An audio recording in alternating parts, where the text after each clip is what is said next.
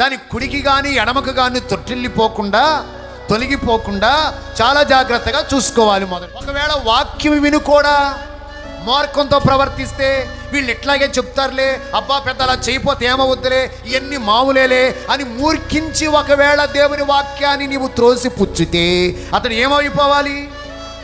న్యాయాధిపతి మాటనే గాని యాజకుని మాటనే గాని విననొల్లని వాడు మరణమునకు పాత్రుడని వాక్యం. మరి మాటలు వింటున్నప్పుడు ఒక్కసారి నువ్వు ఆలోచించాయి, ఎలా ఉన్నావో?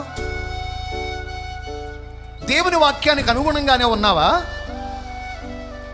దేవుడు తన సేవకునికి అనుగ్రహించిన భారాన్ని బట్టి సేవకుడు దేవుని యొక్క వాక్యాన్ని కనిపెట్టి నీకు బోధిస్తున్నప్పుడు ఆ వాక్యమును విని ఆ ఉపదేశములో మీరు స్థిరపరచబడుదురుగాక, నాటబడుదురుగాక, ఆ వాక్యములో మీరు కట్టబడుదురుగాక.